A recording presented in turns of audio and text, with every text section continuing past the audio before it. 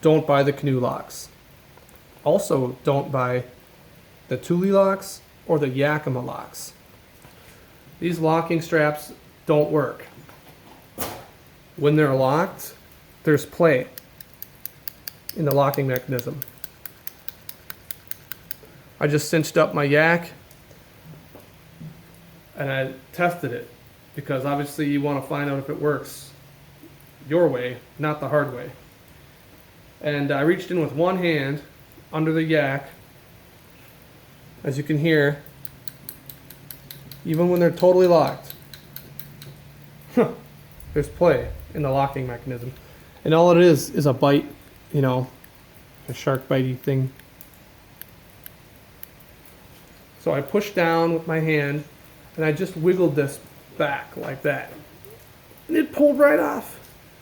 These are $100 fucking. What? How much research and testing did they do? So, long story short, they come loose if you pull on them. This material is very slick. It's kind of like two sandwiched straps with metal cords in them. So it's like this.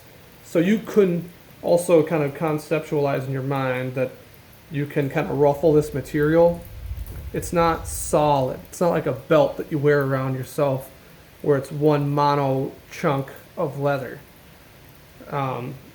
This is like 2 or 3 ply.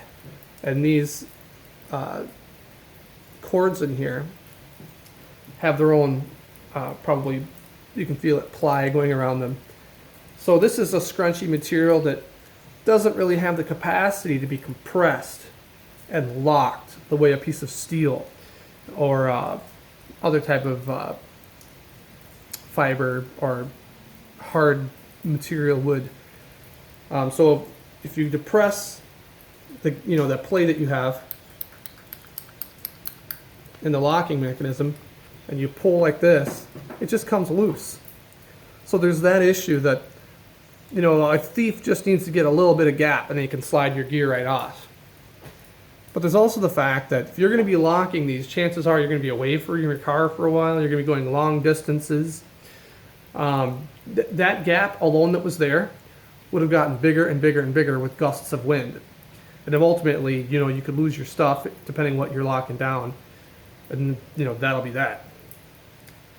So I was stuck in a storm on a flat, straight road in a straight line gusty wind scenario one time, and I had 3-inch straps, ratchet straps, going around my 17-foot canoe, and it pushed the canoe all the way over to the arms because there's all that surface area for the wind to hit.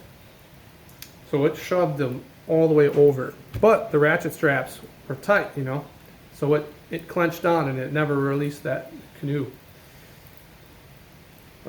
With these, I would be very concerned that over long distances you'd have to stop and retighten them, or you would have a situation where you might just forget about it and you might wind up in, you know, like I did, like 50, 80 mile an hour winds just randomly in a gust, and who knows if these would hold up if I can just loosen my hand like that.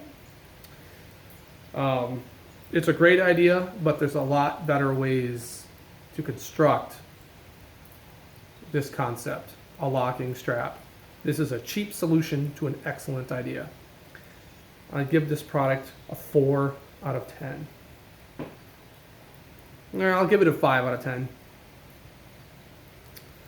You can use them if you want, but it's not as secure as you think they are. The material is scrunchy and it gets past the locking mechanism. I could loosen it with one hand when I locked it. So these are going to be going back to the store, and I don't think you should buy these. I think the hipster community, manufacturing community, can come up with a better solution than this. I mean, I can think of 3. You could have a twist lock. You could have teeth in here. This could be a metal band with, you know, holes in it for a gear to lock into, a locking gear set. And I don't want to give the other idea away. But yeah, I tried them. I don't trust it compared to a ratchet strap. You're not going to beat a ratchet strap.